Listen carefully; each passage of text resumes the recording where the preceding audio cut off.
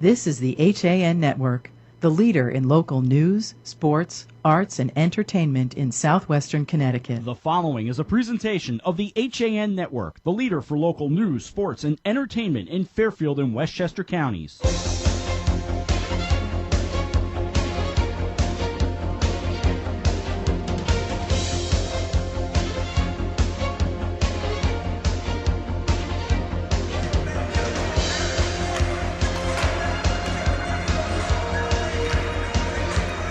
From the Edward L. Bennett Rink in West Haven, it's time for high school hockey on the HAN Network, and a good afternoon, everyone. I'm Rob Adams. John Kovac will join me for the call. Game one of a doubleheader today from the Bennett Rink in West Haven, as today the Staples-Weston-Shelton Wreckers take on the Amity Spartans. It's the opener for both teams, and high school hockey off and running for 2015 on the boys' side. And John Kovac, a good afternoon to you. Again, first game for both these teams. We're going to get a sense about these teams by the end of this day. You're going to have Amity, I think, looking to get off to a fast start. They're coming off an uncharacteristic season for them.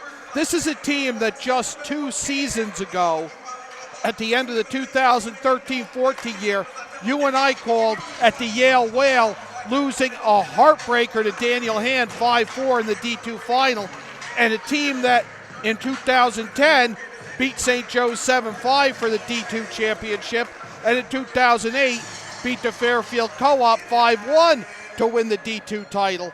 They're coming off a 4-15-1 season last year. They're a young team for sure, John. Whereas your Staples-Weston-Shelton Co-op, which I'll trip over a number of times today, they're coming off an 11-9 year and would have made the FCIAC playoffs. That is a story. The Staples, because it is a co-op, is not entitled to be a part of the FCIAC tournament, and once again, that will be the case this year. It boggles my mind, some of these teams that are co-ops, that a town like Staples does not have enough hockey interest to field its own hockey. A town like Westport doesn't field its own hockey team. Fairfield. It is pretty amazing to me. You know, Fairfield's a co-op, and you would just think that Fairfield will be able to field 2 hockey teams. I don't know. I mean, it's an expensive sport. It requires a lot of sacrifice at the youth level. I don't know. All I know is that my mourning period for the end of football season can end today because we're back at the rink. I actually was starting to get pregame jitters on the drive here. Excited about being back in the booth. I didn't do any football this year. It is a nice feeling, though. Those butterflies as you get ready for that first broadcast. I have them too. And it always feels good. You just got to get the music going, and then those first words come out of the mouth, and away you go. You start researching the teams. Like, hey, wait a minute, I'm doing game notes again. Yeah. Let's play 2 today. And so we shall. Game 2 will come up at 6 o'clock. That's the anticipated start time as the New Canaan Rams, a very intriguing New Canaan Ram team in 2015-16, will take on the hometown Notre Dame West Haven Green Knights. We'll deal with that game a little bit later on. I'm very interested, though, and we'll get into that when we get that game started. Very interested to see what the Rams are going to be like. It's a changing Rams squad, and it's a changing atmosphere. Second year for Pat Gore, and again, we'll relay a lot of this when we get ready for Game 2. They're down a captain. Kyle Metler stepped away. He's going to focus on playing tennis. Coming from a hockey family, that's a big story. That's a huge loss. Yeah, so it's a lot to think about, and it's what we'll talk about as we get into Game 2 and see exactly where the Rams stand this year. Which will be interesting. You want a fast start, but let's keep in mind it's opening day. Let's point to what's showing that it's opening day. We've had one player, I won't say who or for which team, trip over a teammate during warm-ups, and I just watched all the sticks on the Staples bench topple over when somebody hit the boards. So it's going to be a lot of feeling out and teams looking to get a fast start. Again, Amity 4-15-1 last year, Staples-Weston-Shelton at 11-9. Now that is a playoff team, but as we said, 5-7 in the FCIAC, and as such, even with that 5-7, they weren't able to qualify for the tournament, but they are ineligible. Yeah, they are ineligible since they do use non-FCIAC players. That's something that has come up over the last year or so. Teams going through their final warm-ups. The Spartans in that the white sweater with the black pants, the black helmet as well. It's a gold on their stripes and the black there as well, and it does say Spartans diagonally right down the sweater, almost should say Rangers on it, but it's black and gold, so instead it's Spartans. But I would be okay with a Steelers hockey team. Anyway, down to the right are the Staples-Weston-Shelton, and we were told they're the Wreckers, but it is Staples-Weston-Shelton, of course, Weston Trojans and the Shelton Gales. They wear the blue top, the blue bottom with the white outlined in gray. We take a break. We come back. Starting lineups. We drop the puck. Looking forward to it right here on the HAN Network. When you experience a sports injury, you want to get better and fast. Coastal Ortho Express gives you direct access to orthopedic care quickly. Their physicians are fellowship trained in sports medicine at world-class universities and are also team doctors for area football teams. For specialized personal care of sports injuries, go to Coastal Ortho Express. Open Monday through Saturday in the iPark building, 761 Main Avenue in Norwalk, or coastalorthoexpress.com. Coastal Orthopedics, keeping you on the move. It's time to come back to hometown banking, where people are taken into account, not just balances, where community comes first, a place where there's more than one kind of interest, where automation will never replace consideration, where they not only know your name, they know your dog's name too. It's time to expect more. It's time to bank well. Bank smart. Bank local. Bank well. Walter Stewart's Market in New Canaan is your local destination for the best of the holidays. Shop Stewart's for the freshest produce, certified prime rib roasts, magnolia wreaths, fresh baked pies, gingerbread houses, Christmas candies, and the season's best wine and craft brews right next door at Stewart's Spirits. Shop Walter Stewart's, 229 Elm Street in New Canaan, or shop online at stewartsmarket.com. At Innovative Health and Rehabilitation, we provide an advanced level of care to resolve symptoms and minimize recurrence. Our experienced professional staff design and implement effective plans to return individuals to their prior level of function. We specialize in the treatment of orthopedic and sports injuries, pre-post surgical rehabilitation, performance enhancement, strength and conditioning, vestibular rehabilitation, balance and gait training. A convenient location and flexible scheduling is available to accommodate your needs. We look forward to providing you with a comprehensive level of care to meet your rehabilitation goals. We are also affiliated with 3 high schools, Norwalk, West Hill, and Stamford. Our certified athletic trainers cover the athletic events at the high schools to prevent, treat, and educate student athletes and injuries. Our certified athletic trainers also take part in the New Canaan Youth Football Program. Reach us at 650 West Avenue in Norwalk. Call us at 203-852-9903. Innovative Health and Rehabilitation. Here at the Darien Sports Shop, we are very excited about our newly redesigned men's department. Gentlemen, if you're shopping for work, weekend, or wedding, we've got the latest styles and trends inside our spacious new department just for you. We have vast selections from Peter Millar, Vineyard Vines, Johnny O, Duckhead, Barber, and so much more. And you can even walk out of the store in the new Wolverine 1,000-mile men's boot. Conveniently located with free and easy parking at 1127 Post Road, Darien, Connecticut. Or shop us online at dariensport.com. Discover the Wilburton Inn in Manchester, Vermont, a 30-acre historic estate featuring a turn-of-the-century mansion with elegant inn guest rooms and 7 large private vacation homes, perfect for ski vacations and holiday celebrations. Special offer on select rooms and houses. Stay 2 nights, get the 3rd night free through Christmas Day. CNN has called the Wilburton one of the top 8 mansion hotels in America. Call 802-362-2500 or visit wilburtoninn.com for more information. Do you do a lot of running around but get nowhere when you're buying a car? Visit Pamby Chrysler Jeep Dodge and Ram for the one-stop buying experience and stop spinning your wheels. Welcome back to the Edward L. Bennett Rink. Edward L. Bennett was an educator. He was an athletic enthusiast, and the building named after him, dedicated in 1973, December 1st, 1973 to be exact. Bailey Luciani of Amity, a beautiful rendition of the national anthem before the game starts. Just a great job with that.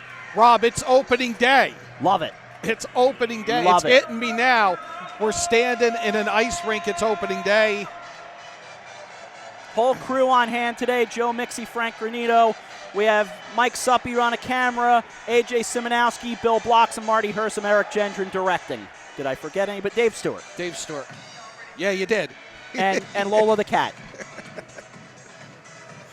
All right, the Spartans head over to their bench where Gary Lindring is the head coach. He starts Charles Cheka on the opening line. Charlie, he goes by with Jeremy Cable on right wing and Nick DeGennaro on the left wing.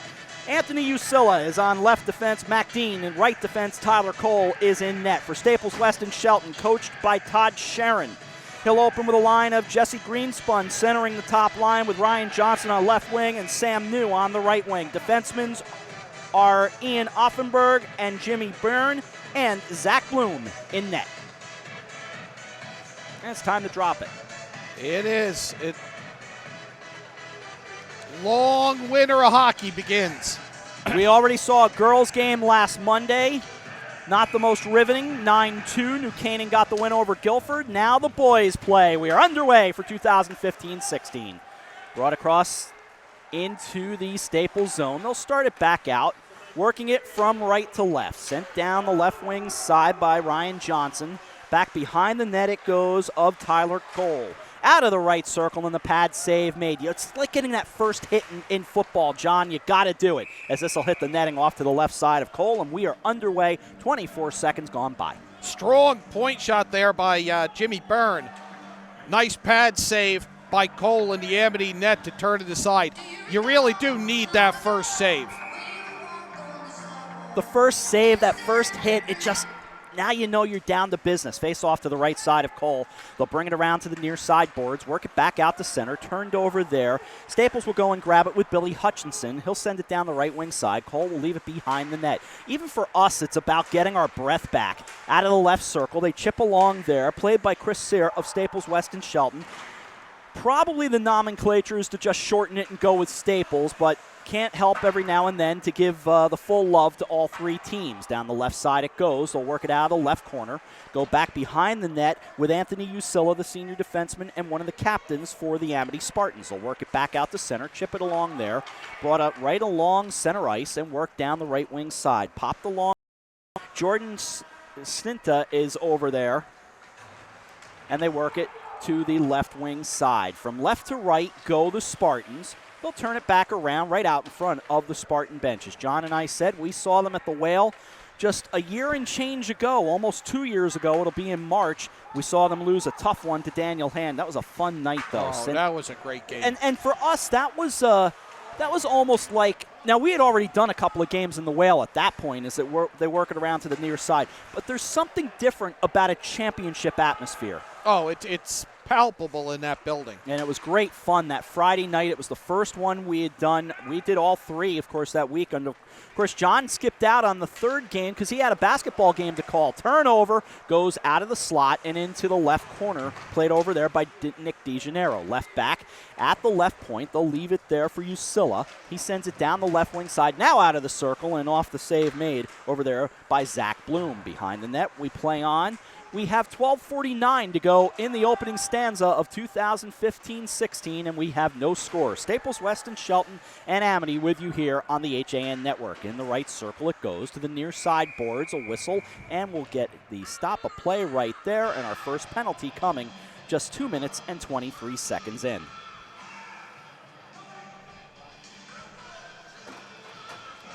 That is slash Rob on number 22, Sebastian Zeman of the Wreckers.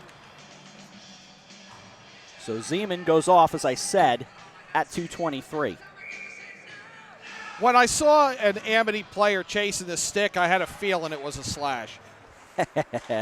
Nothing good comes of it. No. So to the near side, they get it back out of the zone all the way down. Spinning out to play it is Tyler Cole of the Spartans. Now it's turned over there in the left corner. Along comes Jesse Greenspun. Out of that left corner, they're fighting for it down there. That was close to a one-on-none shorthanded break. Almost was. Jamie Bloom down there for the Spartans. He's tangled up with Mac Dean back behind the net. They'll play it back out. From left to right go the Spartans, and ahead of steam for Usilla, and the whistle stopping things with 1:22 remaining on the man advantage. Still no score, John. We're only about 3 minutes into this. I'm kind of impressed with the patience that both teams are showing right now. You would expect the jitters to fit in and to set in, and a lot of shots. They're really taking the time to set it up. Charlie Chayka there on the face-off for the Spartans. 46 seconds gone by on the man advantage. No score, period number 1. Out of the Spartan zone, they'll get it down that right wing side with Usilla. He leaves it behind. Now back to play it is Cable. Jeremy Cable out of the right corner. They go behind the net. They'll play it there. Looking to set up in the slot, but nothing cooking there. Now side of the left circle. Bounce it off the boards. Go behind the net with DeGennaro. Play it again behind those boards. Down to grab it was Cable. DeGennaro comes over and tangles up there as well. Ian Offenberg in the mix for the Wreckers. Played back into the high slot. Whistled down off a wrister that was kind of a low angle shot. They'll feed it right back out to that left point. Work it in on net. Nothing cooking. Turn right back out. Half minute remaining on the man advantage. It's a 2-on-2 for the Wreckers. They'll bring it down. Left circle. Left behind. Now into the slot it goes and turned right back over and taken away. Fed out by Cable. Cable across the line. Cable leaves it behind. Along comes Chayka. They'll spin it back there. Down to play at DeGennaro. 13 to go on the power play. Fed back out just inside the line, and the save made. Tough play by Zach Bloom as that was going through all kinds of traffic, John. 8 remaining on the power play, no score. I thought that was going to carry him off his right leg and in. That was a tougher save than you'd think from just inside the blue line. Face off to the left side of Zach Bloom. You can tell it's opening day because I'm goofy as well. Back out to center ice it goes. Off the backhander, a turnover into the slot. Backhand save made. Nice play. Sam New skated in on net, but Tyler Cole able to close the legs and shut that shot down. Behind the net with 10:24 to go in the first period. No score. Game 1 of 2 on this Monday afternoon. Then we all get the holiday break. But, of course, we've got coffee break tomorrow as well as Nutmeg Sports. Hope you enjoyed it today, as well as the Drive with Denise tomorrow. Yankee Fisherman on Wednesday, along with Nutmeg Sports and coffee break. Then we'll take the holidays off. Off to the right side it goes. So off Thursday, off Friday, just in case you're wondering. Out of that right circle, skating in on net, high slot, left there, sent just wide off the save into the left corner. Grabbing it there is New for Staples-Weston-Shelton, the Wreckers, the Gales, the Trojans. SWS I've seen. I know. Trying to respect everyone. That's what we're all about. High slot, put down on net. Again, it'll go back into the left corner. Jimmy Barron comes over and plays it out of that corner. To the far side they go. Left behind there. Sam New there. Trying to chip it on net. Goes behind the net now. Off to the near side. 9:25 to go in the first period. No score. Lifted along and sent back out. Skating over to grab it is Graham Hughes for the Spartans. Sent it down the left wing side. Grabbed and turned around by Evan Mancini of Staples-Weston-Shelton and fed back out to center. Fed across to the near side. Jamie Blum comes over, grabs it out of the right corner. He gets tangled up with Barron. 9 minutes to go. First period, no score. Far side boards, right back out to center. That's where Adam Moscato is waiting to play it. He whistles it down. Corralled there by Ian Offenberg. He plays back to center. Turned over again. Flipped in on net. Save made by Bloom. Off to the right side it goes of his net. Now comes over to the near side in a scoreless game with 8:38 to go in the first period at the Edward L. Bennett Rink. Crowd still filing in. Small cheering section for the Spartans on the far side to the left of their bench from our perspective as it goes into the left corner. Of course, with a 4 o'clock start, you'll see more people trickling in. This is like the matinee, whether, you want to believe it or not. With a 4 o'clock start, it becomes kind of that matinee so people can get here. Save made once again by Bloom, with no disrespect to this game versus the other game. And that's New Canaan, Notre Dame of West Haven coming up at 6. And our first icing of the day comes here with 8:02 to go in the first period. A lot of strong defense on loose pucks. You're seeing a lot of guys using the body to muscle the opposition off of the puck to grab possession. Faceoff went to the left side of Bloom. Now goes behind his net. To the far side it goes. Out to play it. They go behind the net. Now in that left circle. Fanning on the shot was Jeremy Cable. And back out comes Staples-Weston-Shelton in a 2-on-3. They'll go down the right wing side with Greenspun. Plays his own rebound. Left now in the right circle. Off to play it in the right point. Now they'll send it down around the boards. Sam New grabbing it out of the corner. Comes over near side. Pitched along in that left corner. A little bit of a block there on our viewpoint. Turned back around. It'll come back to center. And snagged by Cable. Cable tangled up with Ryan Johnson. Left in the left circle, not exactly what Cable had in mind. So back out it comes. Greenspun sends it down the left wing side. Left behind by Cole behind his net. 7:08 to go, first period, no score. Can't get a feel for an advantage early on. No, it's good back and forth hockey. One power play. It was in favor of Amity, but they could not do a lot with it. Well, they had three guys behind the goal for really about 20 seconds of it. Here's Usilla, gets chipped and up into the netting, and netting becoming just the norm in every rink. This surrounds the rink here because you've got seats on both sides. It's a very good facility, not quite big enough to be a championship facility, but you could absolutely hold a conference championship here and be pretty darn happy with it. I've always been impressed by this rink, and one of the things being the bleachers on both sides. Faceoff goes to the left side of Zach Bloom in a scoreless game, 6:40 to go in the first period. Back out the center it comes. Moscato waits there for the Spartans, sends it off to the far side for Usilla, gets tangled up over there with Sam New of the Staples-Weston-Shelton Wreckers, and so on.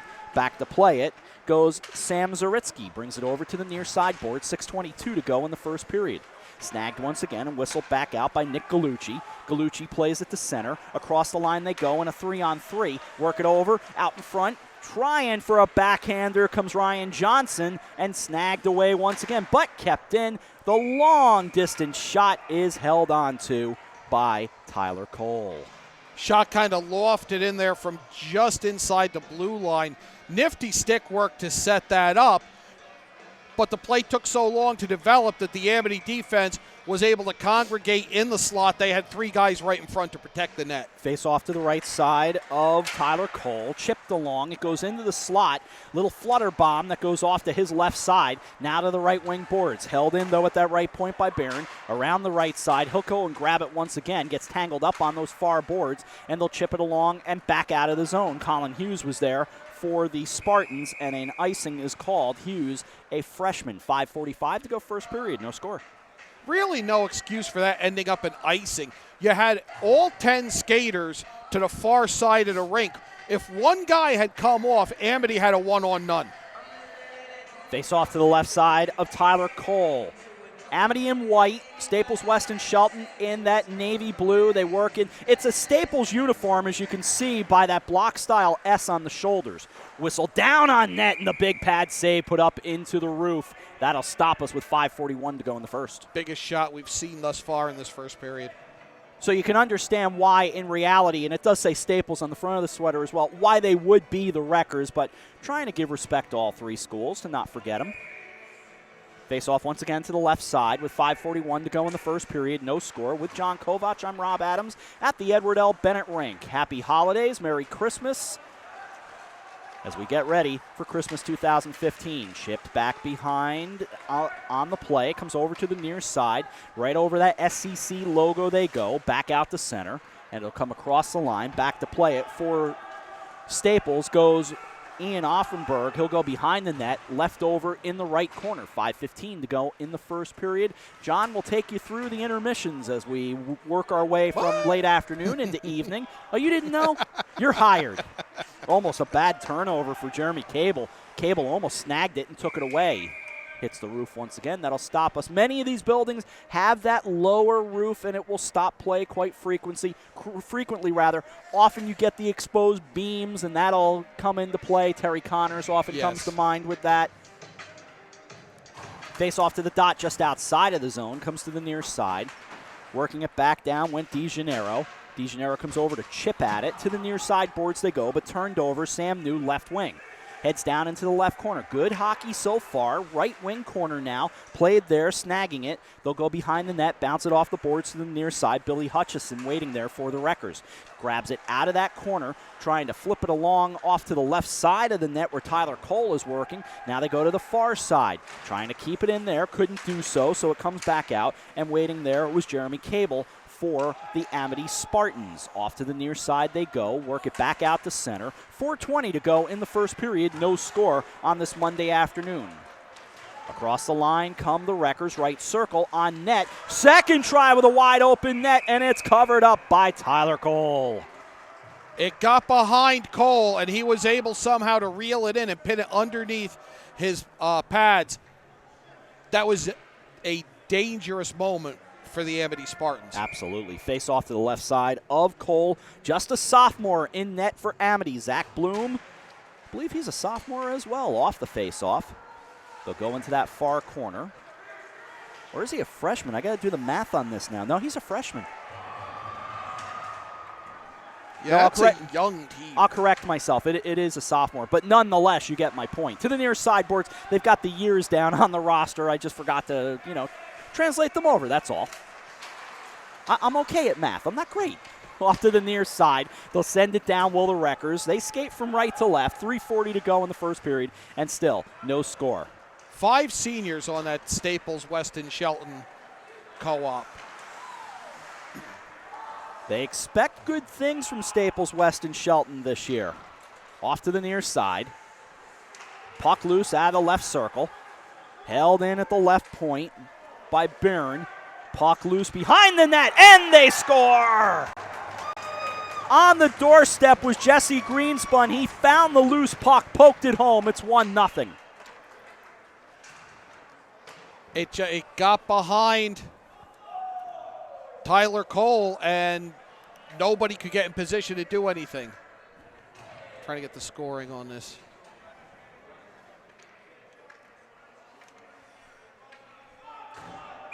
We'll get the official announcement for sure, but I feel pretty comfortable with what I heard. And Ryan Johnson kind of got that going when he chipped at a shot coming in.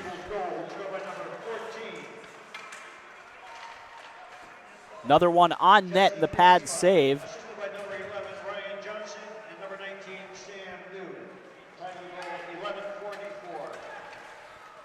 So it all comes down to Greenspun, as I initially called it, but Johnson gets one save and assist, and Sam New gets the other. It's 1-0. And it came at 11:44. Puck loose, comes over to the near side. They'll bounce it off the glass. Back to the right point. Spartans looking to answer here, bring their small crowd back into it, but it is a crowd. And again, 4 o'clock start. You're not going to have a big turnout on a Monday right before Christmas. So we applaud those who did make it out today. Well, backhander turns it back the other way for the Spartans. Jamie Blum there, the sophomore. Blum takes a seat, sent down on net. Tyler Cole will leave it aside. 2:17 to go first period. 1-0. Staples on top. Far side, waiting over there, Jacob Silliman. He is a sophomore, a defenseman. Played back to the right point and held in by Chris Sear. He is a freshman. I'm double checking now. Back behind the net it goes with 2 to play in period number 1. Fed back out, high slot. A lot of traffic out in front. It'll come over to the near side. 1:52 to go first period. Again, behind the net. Played there by Zach Strober of Staples-Weston-Shelton.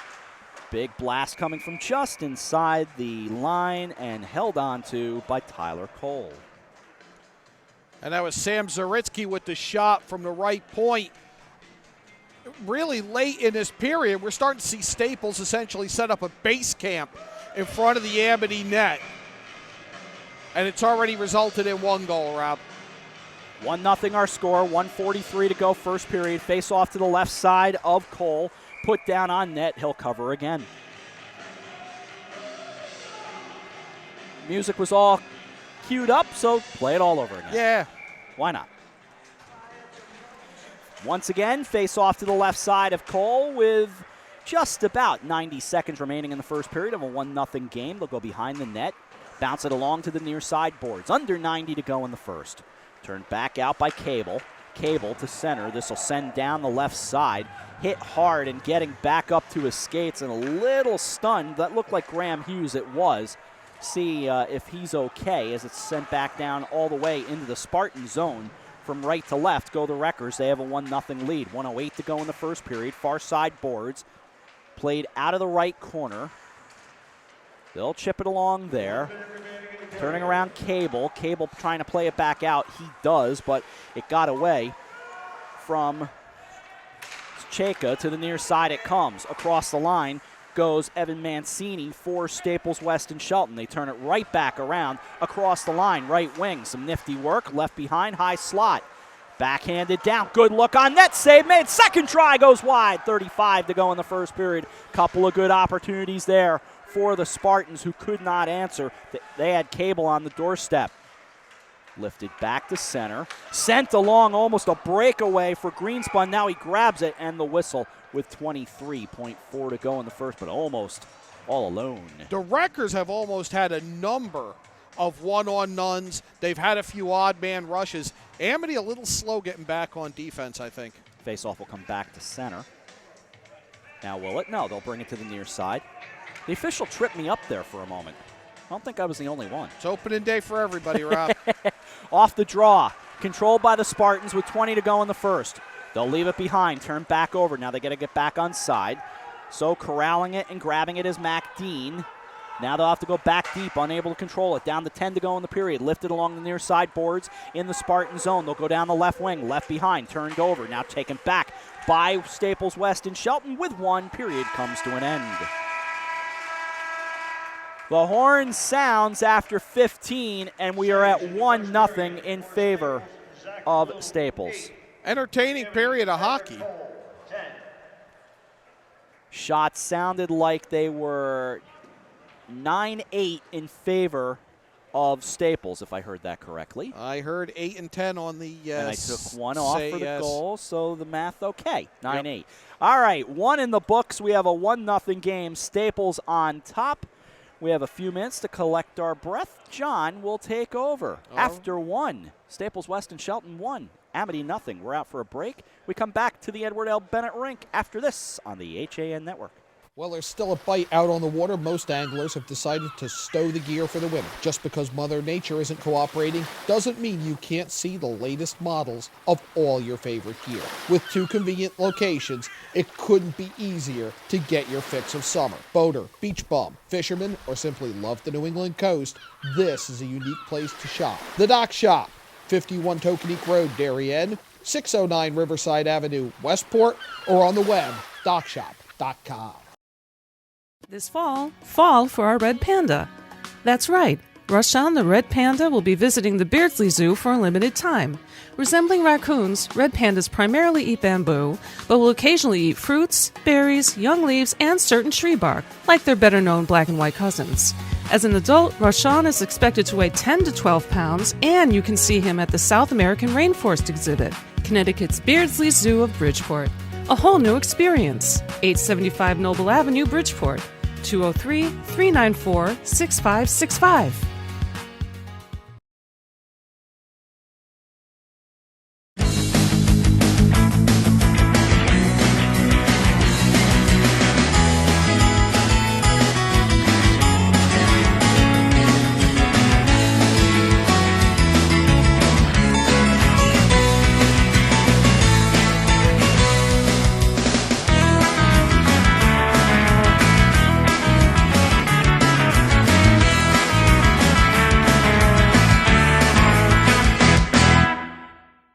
Healthy, confident smiles begin at Stratford Orthodontics. Conveniently located on Main Street, we are Stratford's hometown orthodontist. We offer the latest in orthodontic technology, including Damon braces and Invisalign. We always accept new patients. Call today to schedule a complimentary consultation. 203-375-8332. Stratford Orthodontics, 2499 Main Street, Stratford. 203-375-8332. 375-8332 and online at StraffordSmile.com.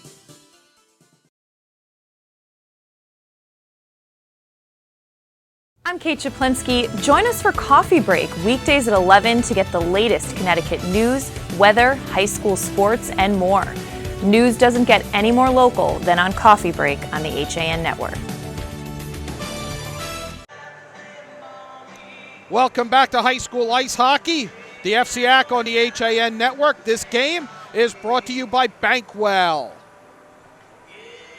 Staples-Weston-Shelton, they're all one team. They are. With a 1-0 lead over Amity as we come to you from the Edward L. Bennett Rink. John Kowach, throw it back to Rob Adams for some national news of local interest. Yeah, the NFL has done, and no surprise, Adam Schechter reported this hours ago, but now confirmed Odell Beckham Jr. got exactly what he deserved, at the very least, a 1-game suspension. I mean, my goodness, what he did, and I have no dog in the fight. I don't, I think he's a wonderful player. I'd like to see what Lynn Swan or Night Train Lane or someone else could have done with the gloves they wear today, but it is what it is. It's the era that it is, and he is a wonderful player to watch. But you felt like he was a tempest in a teapot getting ready to explode, and he did. And he got a 1-game suspension for his behavior yesterday. Yeah, there's a lot coming out on that about some stuff in pregame. Yeah. Be better than that. Yeah. Rise above, catch some touchdown passes, and win the game. But we're going to talk hockey. We're going to bring in Bill Bloxham of the HAN Network. Bill, one of our sports editors. Bill, you cover a number of the SCC schools. What are we looking for in the SCC in terms of ice hockey this year? Usual suspects. Everybody's always the same, unfortunately, in the D1 area anyway. With the Hamdens and the West Havens and the Notre Dame and West Havens. Fairfield Prep, although it kind of jumps out of the border there. I still have trouble saying Fairfield Prep and SCC in the same sentence. Yeah. This Amity team has been a Division II power in years past, coming off a lean year.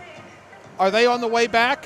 Yeah, I believe so. Gary Lindgren's done a great job with the team over the years. Great character team, great youth program, bringing kids in and things like that. So, yeah, what I was most amazed at here so early is the crispness of the play between the two teams. I mean, you have the 1 penalty, the 1 goal, really good action back and forth, nice midfield play. I would have thought I was watching a midseason.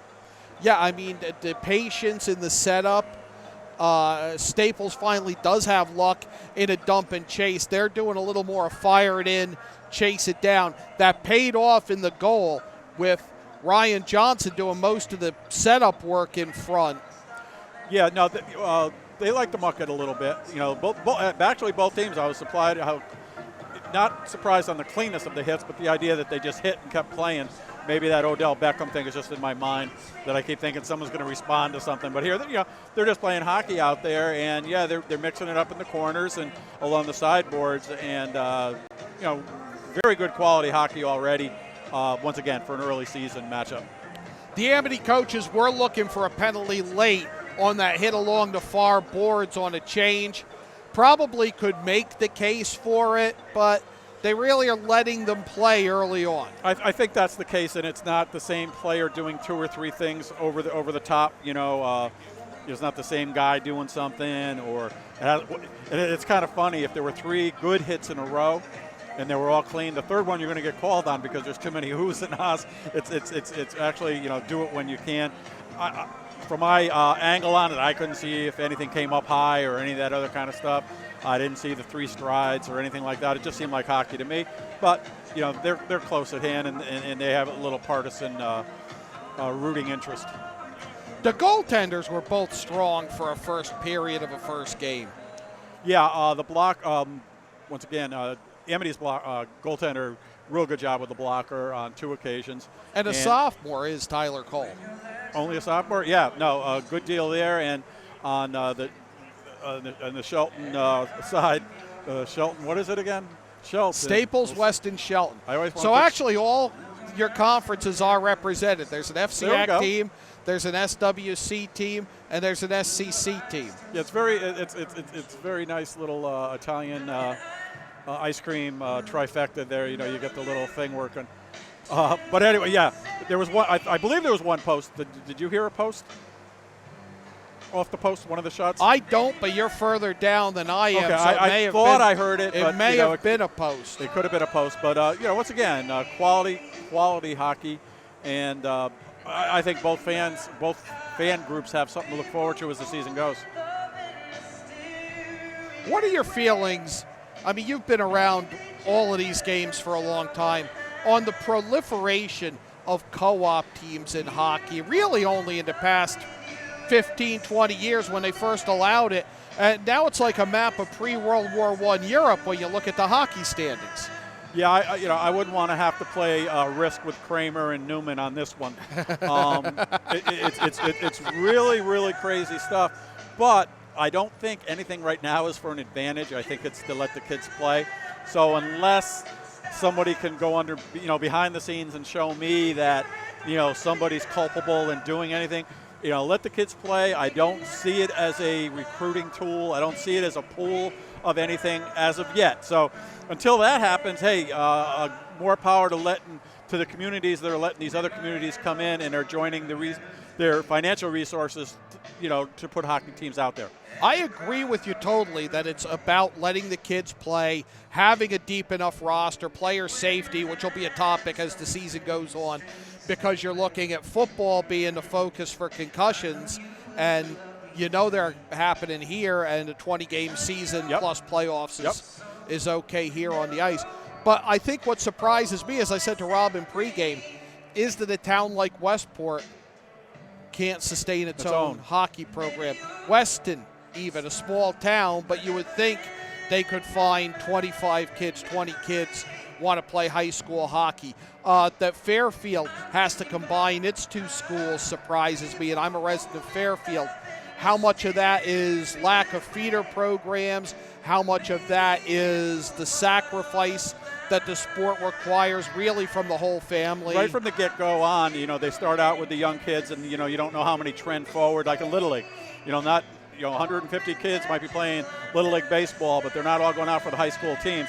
So you have that. And the other thing, the expense, and like you said, but the other thing is you do have, in hockey is such a specialized sport, you have kids going to prep schools. You have kids going outside their own areas because there's really a wide tracking that they can go to.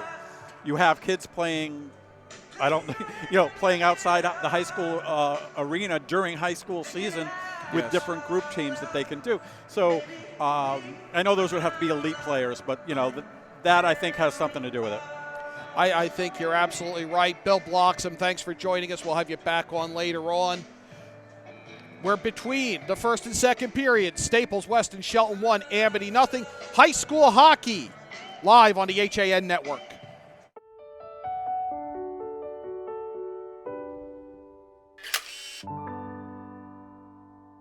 Find over 1,000 special stories at Hospital for Special Surgery. Go to hss.edu/backinthegame. I was jogging 5 months after my cartilage tear. Skiing a year after hip surgery. And playing grandma 4 weeks after hip replacement. One special hospital, 1,000 special stories. See Connecticut patients at hss.edu/CT.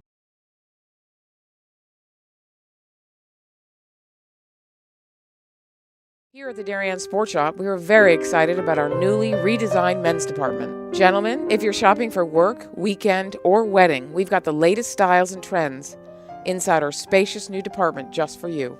We have vast selections from Peter Millar, Vineyard Vines, Johnny O, Duckhead, Barber, and so much more.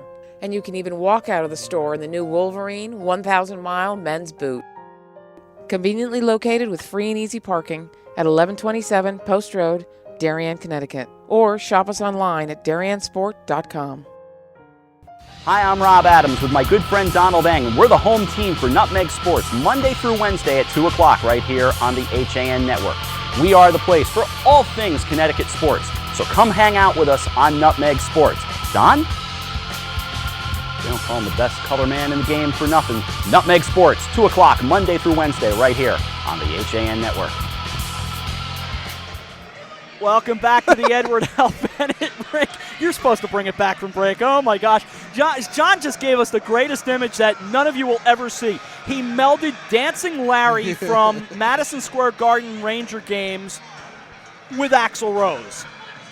I don't know if that's possible, but you just did it. We're entertainers, Rob. It's what we do. It is what we do. One in the books, 1-0. I would have done the Dancing Larry thing in full, but with all the emphasis on concussion prevention, I felt it best not to. What do you think after one? I think I'm impressed with the level of play. I'm impressed with a sophomore goalie in the Amity net in his first period. He only gave up one, and Staples, with success dumping and chasing, has been able to really set up shop in front of him. Ready for the second period.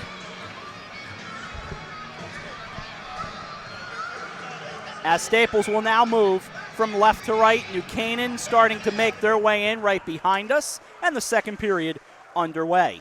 I keep flashing back to that game we did last year, New Canaan, Notre Dame at Darien Ice Rink. Oh, that was a wild game. Such a thrilling game. Hope we have a thriller here today. We've got a 1-0 lead for Staples right now. Second period just 20 seconds old. Played back out to the far side boards. Over for the Spartans goes Usilla. Sent down on net, and the save made pushed aside off the blocker of Zach Bloom. Back the other way. It's a 2-on-1. Skating down. Circle. Score! Ryan Johnson makes it a 2-0 game. Really almost more a 2-on-none than a 2-on-1, Rob. That defender was struggling to catch up. Johnson had somebody to drop it to his right, but he just got inside the blue line, snapped off a quick wrist shot into the top left corner, and there was nothing Tyler Cole could do about it because he had no help. Get the announcement.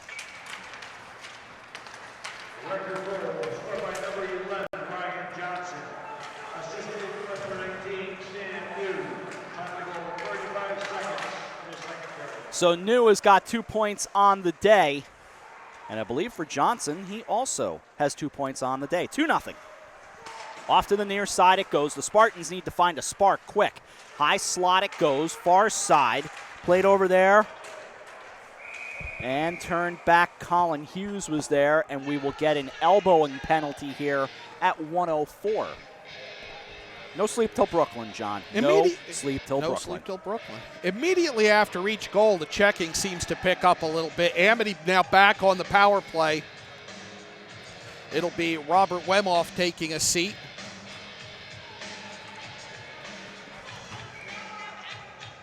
So Wemoff goes by Rob. He will have a seat, as John said.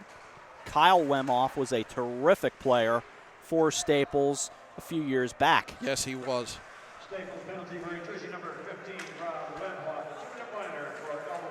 So the elbowing at 1:04. Off to the near side. Second Spartans power play. Trying to lift it top shelf from the sharp angle. And the whistle. And looks like, was that a cross check that I saw indicated? We will find out. Again, I'm partially screened from that side of the ice. It is a cross-check, Rob. And a big opportunity here as Billy Hutchison joins them in the sin bin. Wow, if Amity needs a goal to get back in, Staples just delivered a golden opportunity. So this comes at 1:24. That is a lot of time of 5-on-3. Held in, high slot, worked over to the near side. Cable will go and play it. Now it's corralled, taken, left circle, put on net, save made. Comes over to the near side. Save made by Bloom. Near side boards, they'll play it. Bouncing off the boards, Mac Dean. Dean held it in at the left point. Side of the right circle. The one-timer flipped and goes up into the netting. Obviously, if you're Amity, you want to score in this first minute, in a minute and 14 left on the first penalty, and hold on to the minute 34 that remains on the second. And stack your power plays. Face-off will come to the left side of Bloom in a 2-0 game. We've got 1:12 remaining on the 5-on-3. Held in at the right point, fed over into the left circle. Stick handling, maybe a little too much, and the save made again by Bloom. I think that's something when you get that open opportunity, and I know it's a tough play to make, I think you got to get the puck going. Yeah, you can't give the goalie time to set up, and they clearly that time gave the goalie, Zach Bloom, time to cut the angle. My understanding is massive Dave Matthews fan Marty Hersom had nothing to do with the playing of Ants Marching just now. Thrown down into the left corner it goes, off to the near side boards, just held in at that left point, fed down along the left wing side, played there by Cable. Cable sends it cross ice, into the high slot it goes, through traffic, and another body save made by Bloom. I think Amity needs to steal a page from what Staples is doing. Station somebody right on the edge of the crease and be ready for the tip in. Be ready for the tip in. All of these are just direct shots on goal with no deflections. We've got a timeout here, and may I mention, with 43 seconds remaining on the 5-on-3, a happy director is a happy crew. And our director is happy right now. Nice. Because he's got wonderful toys that he is utilizing. I'm seeing this. Speaking of wonderful toys, and I know you can't really see it today, but do we look sharp? I'm warm. It's nice. Oh, these are so nice. These jackets that we have got here, the North Face jackets, courtesy of Denali, and you'll learn a little more about that. But we're all looking sharp walking around wearing them here today. We're going to have Frank Granito on in between the second and third. I'll be curious for his take on this timeout. And interestingly now, one of the captains has come over and summoned the referee to the Amity bench. That's interesting. I see that as well. And I'm not sure what we've got here. Maybe chatting with Gary Lindgren and his crew. Now they break up that conversation. It wasn't a long conversation. I think I expected a little more. Johnson, in the meantime, had gone over and talked to his two teammates in the penalty box. Faceoff will come to the right side of Zach Bloom. A 5-on-3, 43 seconds remaining, 2-0 game. Staples on top, off the draw. Played by Barron. Goes around the boards. Couldn't hold it in. This will roll all the way down to Tyler Cole. You can't clear it for him when you're trying to get two back and you're in a two-man up situation. Absolutely. So they'll work it to the far side. Little chip comes back out of the zone. They'll work it down. They got a 2-on-1 if they can develop it. Right circle. And the save made by Bloom again. Another try out in front. They'll leave it in the left circle. Now a wrister goes up and over the net. Goes behind the net. They'll work it there. Off to the left side. Just trying to get it out in front with the centering pass. One-timer blasted over near side down to 5 remaining on the penalty. And another penalty coming here with 3 remaining. Another cross check. Wow. You're 3 seconds from killing the top half of a 5-on-3, and you get called again. You can't allow that to happen. Green spun into an already full penalty box. So this extends the 5-on-3 another 2 minutes. Yes. But right now, it's a world on 2. Face off to the right side with 3, down to 2 and 1. So that penalty will expire. It hits the netting around the rink. That'll stop us. 1 penalty has expired. Rob Lemhoff will come out, skate over to his bench. But it'll stay 5-on-3 for another 20 seconds. And interestingly here, they're ruling the puck off Amity. They're bringing it out into the neutral zone to face off. 3:05 gone, second period, 2-0 game. With John Kovach, I'm Rob Adams. Puck to the near side at the Edward L. Bennett Rink. Staples-Weston-Shelton with a 2-0 lead on the Amity Spartans. Down the left wing side it goes. Usilla for the Spartans out of that left corner. Down to play it. They'll grab it there.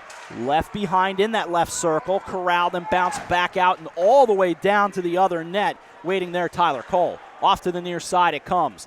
90 seconds remaining on the penalty. Just 1 minor remaining at this point. Off to the far side again in that left corner.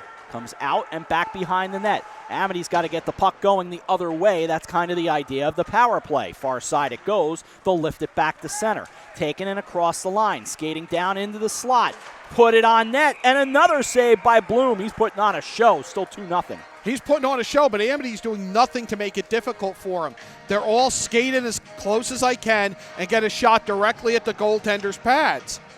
You need a deflection. You need a stop and go, something to deke him. Face off to the left side of Bloom. Battle of sophomore goaltenders. 1:05 remaining on the man advantage. To the near side it goes. 10:55 second period, 2-0 Staples.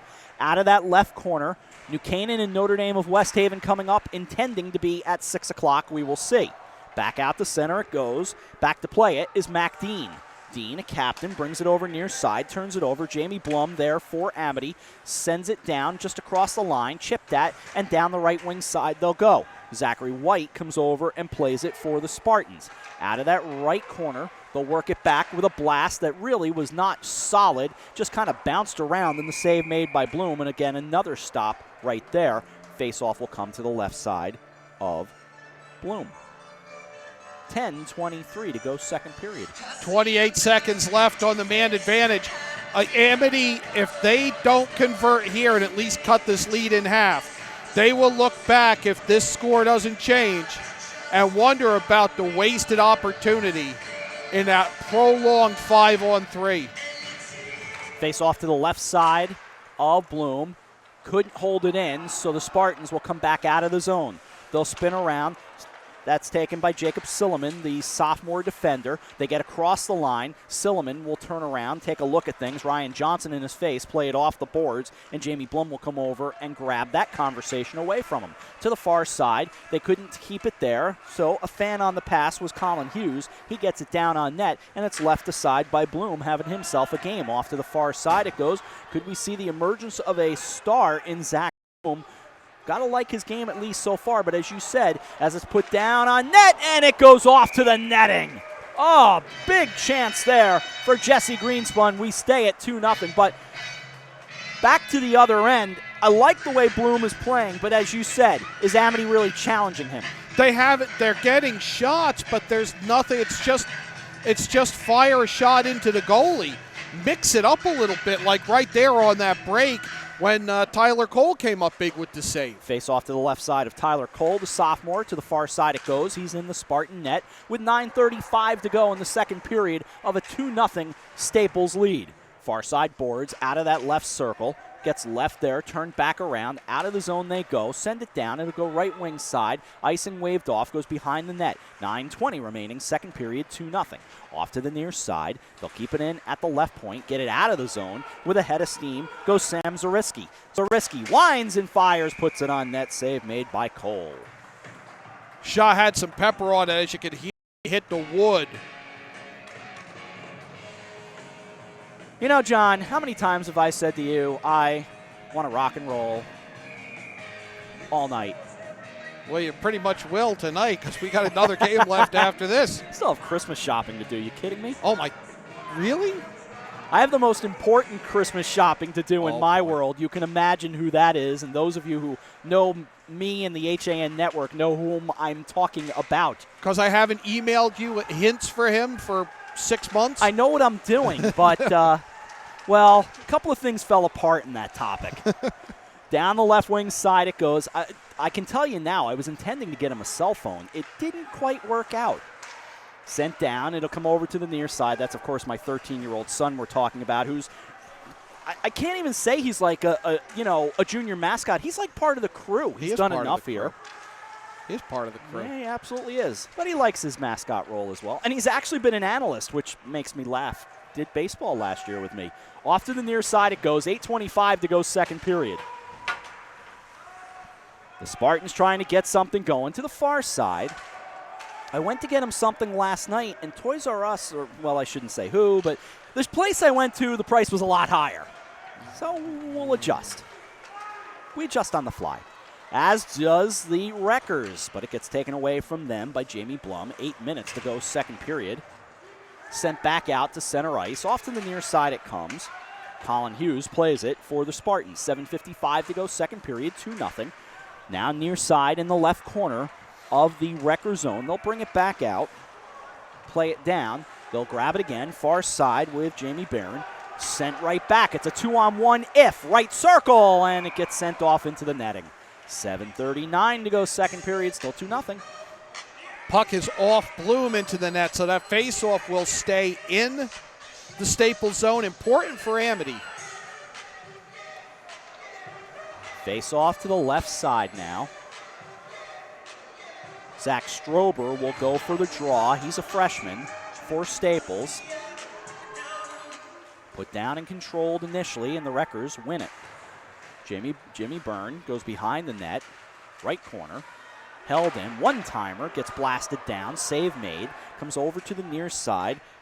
Looked like Bloom was a little out of position, and you feel like you got to just get one on him, and then maybe you wake up the echoes. Exactly. Turn just back and out of the zone. Go ahead. Break the seal. I'm surprised there wasn't a high stick on that puck by right in Bloom's face, by the way. I saw that same thing. By the way, talking about things that I saw a picture of Gillette Stadium today. Starting to get ready for a little winter classic out of the right corner. Fed across. Oh, it was there, but nothing cooking. Now coming back out come the Spartans. They skate from right to left in the white. Skating down ahead of steam. Needs something. Can't get it. Penalty coming, and it's coming again. This time it's hooking. If he wasn't trying to do it against three defenders, you could almost make the case for a shot on that. Almost.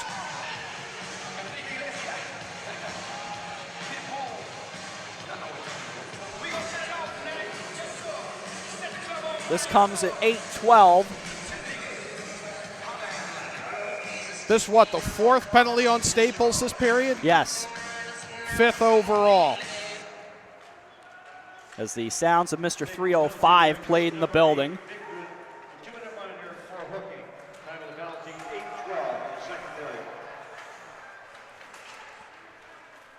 I often think of you as Mr. 203.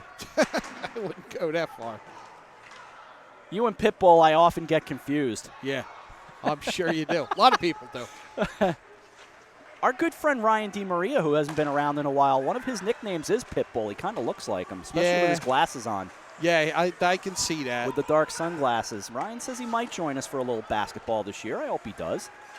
Off to the far side, turned back by the Spartans, but able to go and corral it down in the Wrecker zone was I beg your pardon, Billy Hutchison. 1:10 remaining on the man advantage. Another power play. Too many opportunities. It's still a 2-0 game for Staples. They got to get back on side, so they are able to do so. The touch there, but they'll send it down do the Wreckers rather, and it'll be left aside by Tyler Cole. Under 1 to go on the man advantage. 5:40 to go in the second frame. Bounce it off the boards to the near side with Zachary White. Get it back to center. Skating down that right wing side. Boy, that was a hammer across the blue line as Usilla just dropped a bullet right there. Well, I think the defender put down on net, goes behind the net. Yeah, John, I saw the same thing. Tommy Hendricks, I don't know if he was ready for that. He got hit by a bus for sure. Hendricks thought he was going to put a big screeching halt to that, and it didn't work out. No, it did not. Back behind the net, 20 seconds to go on the man advantage. We hate to be glib when we say this, but this is a Spartan power play. The hitting picks up. Ian Offenberg, how you doing? 2-on-1, and they score! Out of the right circle. Jeremy Cable breaks the snide. It's 2-1. It's a power play goal. He waited until Bloom went to his knees and lifted a shot into the far upper corner. They finally get one past him. Bloom visibly upset. He was complaining to the referee about something. I'm not sure what. Now talking to a teammate, but he's got to shake this off because, as you said, you get one, doesn't light the fire. Well, there's that, and so many power plays for the Spartans. They had to come up with something. You would hope. All right, there's another conversation now with the bench. Yep, I see what you see. 2-1 game now. 4:54 to go second period. Let's see what's cooking. Little hard for us to hear. I think they're trying to come up with time for one thing. Sounded like they were trying to talk about some time, and now exactly. Off goes the power play, or off goes a Staples player into the penalty box. Jimmy Byrne is in. 12 seconds remaining, and that should be what's remaining. Now he's out again. Now, I am stupefied. But no, it should be, to score, it should be even strength. Number 12, Offenberg. 2-minute minor or elbowing. Time of the penalty, Okay, so we've got a penalty at 10:06 on Offerberg. A power play goal scored by number 14, Jeremy Cable. Assisted by number 11, Nick Galucci, and number 12.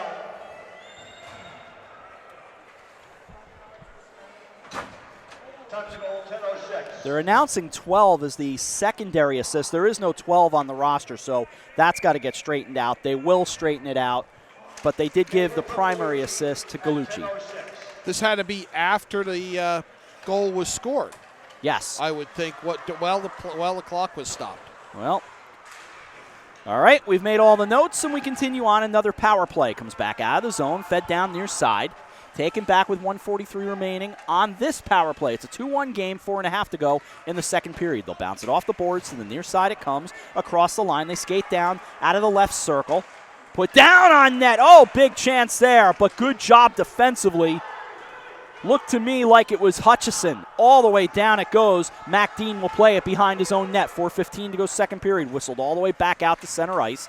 Corralled there across the line, right circle, with a check out of that right circle. Played over there. That was Tommy Hendricks. Floated across, comes over to the left circle. Held in at the high slot by Usilla. Usilla gets away from the catching glove of Zach Bloom. Off to the right corner. Cheka over there, far side boards, able to keep it in at the right point with Zach White. Nice play there, but back out to center it goes. Usilla will spin around. That's a 2-1 game, 3:45 to go second period. Just across the line, left behind Usilla, slot, down on net. Puck loose on net, and they got it out of the net. Oh, it was right there. Still a 2-1 game, John. It was behind Bloom and didn't get in. Nope.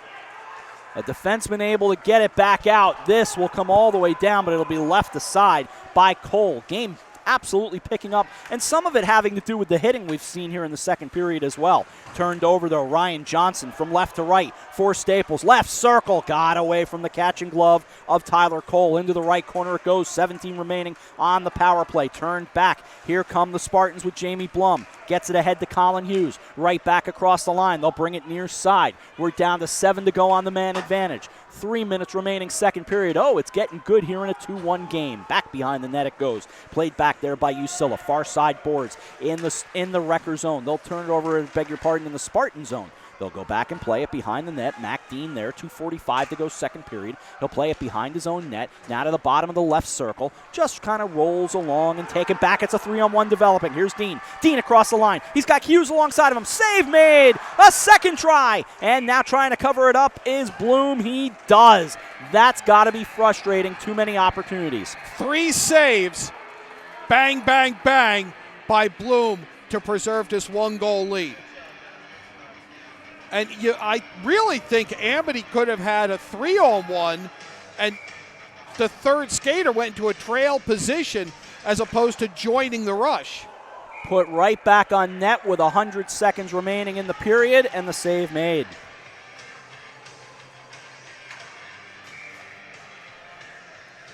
Face off to the left side. Beg your pardon, 2:29 remaining, my bad. Squirted over to the near side. Puck loose, bounces along, fed back. Here come the Wreckers down the right wing side. Down goes Wemhoff behind the net. Wemhoff left circle, just trying to poke it along. It's held in. Now turned back by the Spartans. Spartans get it out of the zone. Bounced away, looked like it was untouched. Ice and go waved off. 2:08 remaining in the second period. coming up on 120 seconds remaining in the period. That's what I was trying to say, and it's now under 2 to go, second period.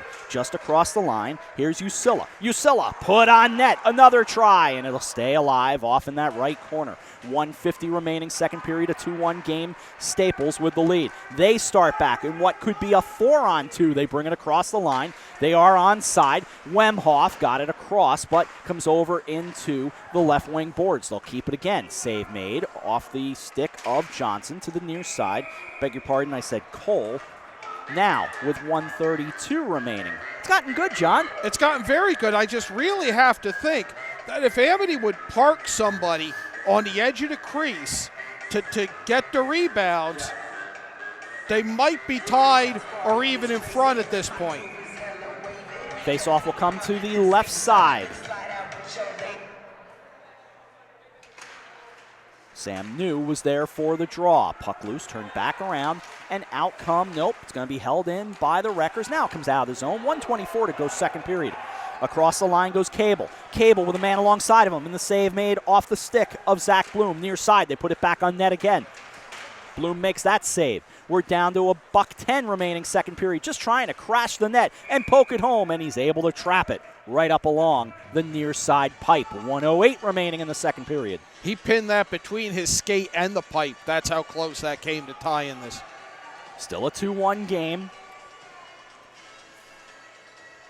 Goals so far, Greenspun and Johnson for Staples, Cable for the Spartans. Out of the zone it goes. Back to play it. They send it along the far side boards. Now along comes DeGennaro. He sends it down. It goes into the circle, bounced out to center ice. Offenberg was there. Again, into the Spartan zone. 50 seconds remaining in the second period. It's a 2-1 game. Sent back to the right point. Big blast on net, and the save made by Tyler Cole. 45.4 remaining in the second period. I'm impressed by Amity's transition game, but at the same time, there's a lot of times they're throwing these long passes in their own zone, in the neutral zone, that are just like a long horizontal pass in football. They're just getting picked off. 45 seconds remaining in the second period. Face-off will come to the left side of Tyler Cole in a 2-1 game. Off the draw, right circle, now comes over to the left circle, I beg your pardon, out of the left corner. 37 seconds to go, setting up for what could be a great third period, but we'll see. It's a 2-on-1, down on net, save made by Bloom. Off to the near side circle, held in that circle. That's where Joe Sitna comes along. Held in just across the line, 20 seconds remaining. Pushed along the boards by Usilla. Off to the near side again. Down to 15 remaining in a good second period in a 2-1 game. Spun back around. Backhander comes across the line. Sent back. It comes out of the zone. Down to 8. The Wreckers have a chance as they bring it across the line, but it's a 1-on-3, now a 2-on-3, and it corrals around to the near side. Down to 2-1. Poked out of the harm's way, and the horn sounds. We go to the third. 2-1. Fun period. 16 for a two-period total of 24. 24 saves for Zach Bloom. For a two-period total of 18. 24-18 in favor of Bloom. What a good second period, though. Oh, very exciting period. Well, now, you've got some business to do in the second intermission, my friend. Yes, we do. We'll step out and then come back. Frank Granito will join us, and we'll break down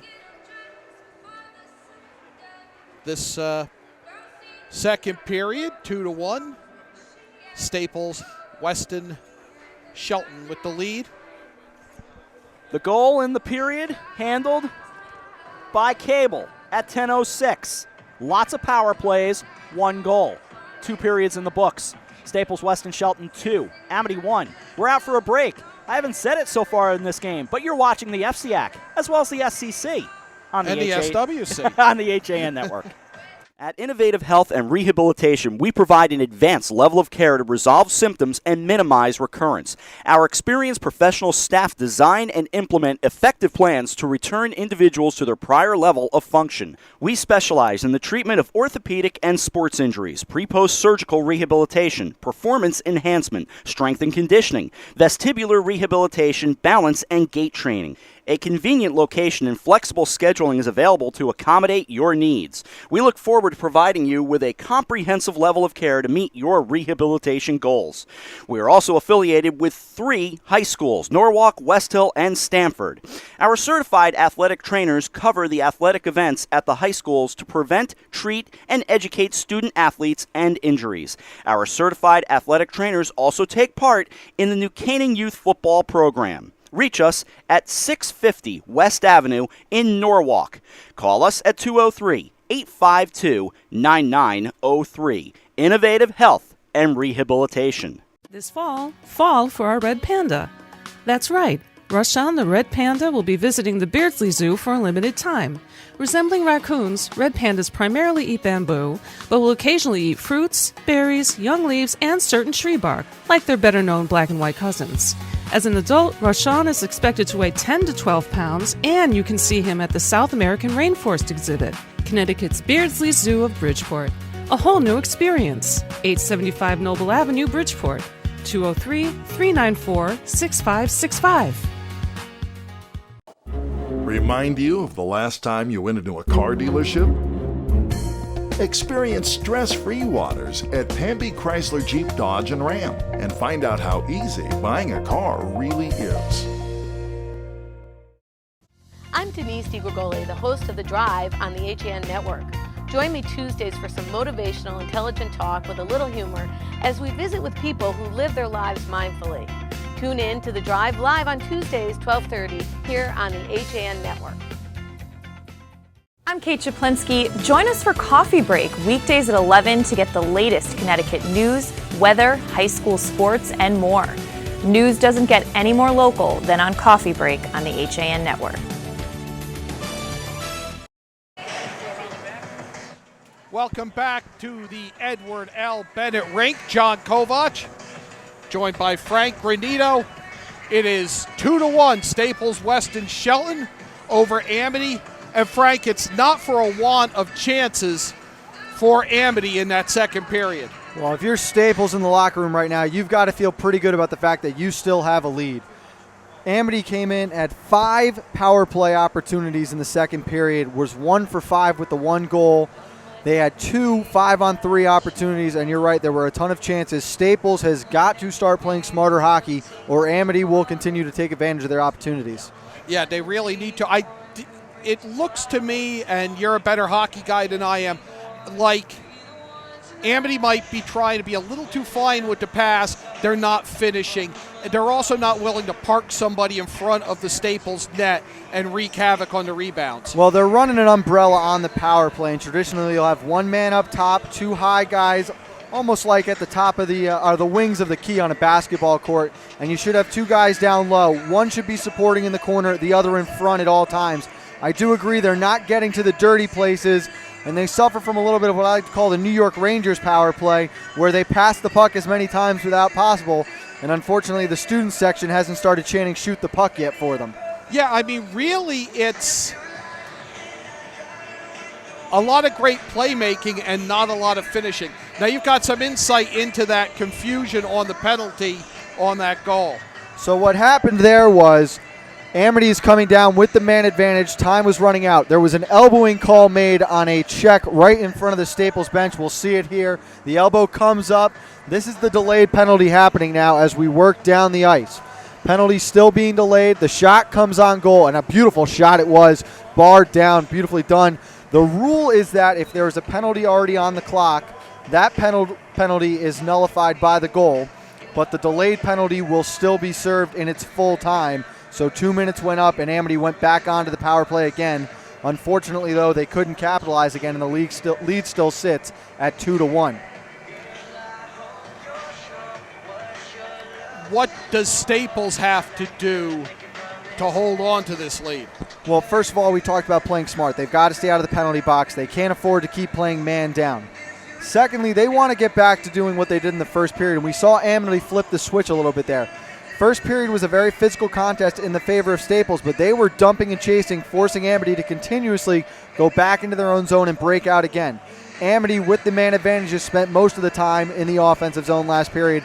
Staples has got to stay out of the box, get back into the offensive zone, and force Amity to make mistakes. Is it just a question of Staples being disciplined with this physical style that they've tried to play in the second period? I think they got a little bit excited. They had the early goal off the quick turnover, had the breakaway, and a nice job finishing there. And then I think emotion got the best of them. They were a little careless with their checks, a little bit sloppy. 2 cross-checking penalties seems very uncharacteristic. The elbowing was a close call, but in a high school game, with the way the game is trending, if you take a run at a guy like that, they're going to call it 9 times out of 10. Staples does, and they're a much bigger team. They don't need to go for the knockout shot every time. Play the body smart, use the boards to your advantage, and again, they just got to stay in the offensive zone, get back to that first period where they outshot Amity and were on the attack the majority of the time. What are your thoughts overall going into the season? Well, I think this has been an unbelievable start to the season. What a great game it's been. 2 periods back and forth, a lot of hitting, a lot of chances. We've seen phenomenal goalie plays at times, odd man rushes up and down. It's what you want to see in high school hockey. Staples looks very good right now, in my opinion, at the start of the season. They're a big physical team. When they're playing their system like they did in the first period, that's a tough team to play against, especially with their size. Amity moves the puck very well, as we've said. What is it just you have to have a certain player who likes to finish? Is it a system thing? What is it? Well, I think it's the opening night blues right now. You're sort of struggling to find out who your goal scorers are going to be. Chemistry is obviously, and you can talk about it all you want between a quarterback and a receiver, a point guard and his shooter. But in hockey, to find 3 guys who truly combine as a line and have that chemistry, that's something that takes time, and it's tough to just be thrown into it about, after 2 scrimmages and to come in week 1 and expect to be clicking on all cylinders. I don't understand. It really has to be tough to find that chemistry. You've coached hockey. Is there a lot of juggling of lines early on as you try to find out who works best together? You will, and they might not do it today. You'll try to stay true for at least 1 game, let the guys grow through the growing pains and see if you can find someone to dig deep. But over the next 2 weeks, if things aren't going your way and you're feeling there isn't a lot of scoring, coaches will start to juggle lines around. You'll bring a checker up with that first line, see if they can create some space for your true scorers, and vice versa. And it's something that it's the beauty of the FCIAC teams playing out of conference to start the year against some of the more elite teams in the state, because you really find out who your players are going to be and who can mesh well against top talent.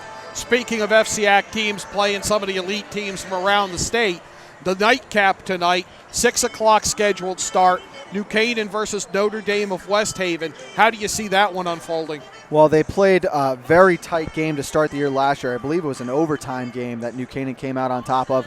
I think it's going to be a very physical game, a fast-paced game. Both teams will be in contention throughout the year for the state playoffs, and it's exactly what you want on opening night, to have 2 elite teams who are going to be playing at a high level. Who else looks strong in the FCIAC this year? Well, you have to go immediately to the defending state and FCIAC champion, Darien. They're going to come back, refueled, good to go. And I think that Greenwich is another team who could make a little bit of a run. I saw them in a scrimmage the other night against New Canaan. They're sort of coming into their own. And Ridgefield is almost always there when you look at those teams at the top. Ridgefield opening the season tonight with Fairfield Prep. That's one I wouldn't mind being at. That'll be a good game, too. Would not mind being at that game at all. No, it's been a great game here. It'll be a great one tonight, and it's a blast being back in the rink and to have hockey season fully in swing now. Is opening day, I know football, and we're both football coaches. Opening day in baseball is always big because it's spring. Is opening day at hockey as eagerly anticipated? I think it really is, and it's a special group of guys. And that first time where you're hitting the ice, and we expect to have a big Notre Dame of West Haven following here tonight. It'll get loud. And once you hit warm-ups and you start to flow around and you feel the cool breeze in your face, it's a very special feeling. Great stuff. Frank Granito, welcome aboard. 2-1, Staples-Weston-Shelton over Amity. High school hockey on the HAN Network. Walter Stewart's Market in New Canaan is your local destination for the best of the holidays. Shop Stewart's for the freshest produce, certified prime rib roasts, magnolia wreaths, fresh baked pies, gingerbread houses, Christmas candies, and the season's best wine and craft brews right next door at Stewart's Spirits. Shop Walter Stewart's, 229 Elm Street in New Canaan, or shop online at stewartsmarket.com. Football University, the nation's leading football training experience, is now accepting applications for its 2015 camps. Our elite faculty of NFL coaches and top professionals teach position-specific on the field and in the classroom to improve your football IQ and help you reach your full potential as a player. Apply today at footballuniversity.org. Football University, where technique plus talent beats talent alone. Well, there's still a bite out on the water. Most anglers have decided to stow the gear for the winter. Just because Mother Nature isn't cooperating doesn't mean you can't see the latest models of all your favorite gear. With 2 convenient locations, it couldn't be easier to get your fix of summer. Boater, beach bum, fisherman, or simply love the New England coast, this is a unique place to shop. The Dock Shop, 51 Tokenique Road, Darien, 609 Riverside Avenue, Westport, or on the web, dockshop.com. Hi, I'm Rob Adams with my good friend Donald Eng, and we're the home team for Nutmeg Sports Monday through Wednesday at 2 o'clock right here on the HAN Network. We are the place for all things Connecticut sports, so come hang out with us on Nutmeg Sports. Don? They don't call him the best color man in the game for nothing. Nutmeg Sports, 2 o'clock Monday through Wednesday right here on the HAN Network. Welcome back to the Edward L. Bennett Rink. John Kovach rejoined by Rob Adams. Going into the third, Staples-Weston-Shelton clinging to a 2-1 lead. It's going to be a great third period by all first impressions, Rob. Wow, I think we're going to have to find some energy for game 2 if this keeps up. Staples-Weston-Shelton, Amity, a 2-1 game. And then we've got New Canaan and Notre Dame of West Haven coming up, intending for 6 o'clock. We've got 15 remaining on the clock in this one. This is quite the appetizer for the main course that is New Canaan, Notre Dame, West Haven. The pounding on the boards of the Spartans and the third period underway. Spartans now moving from left to right. They'll send it down back behind the net, whistle it around to the far side boards, taken over there. That'll be controlled by Sam New. New of Staples brings it back out. Now it's left behind him and turned over. Corralled once again and taken by Cheka. He sends it down the left wing side into the left circle. They'll have to get themselves back together. They bounce it off the boards to the near side. Penalty box is all empty, and sometime today, Staples would love to see an Amity penalty. There has been none. Off to the far boards, played out, sent back to center.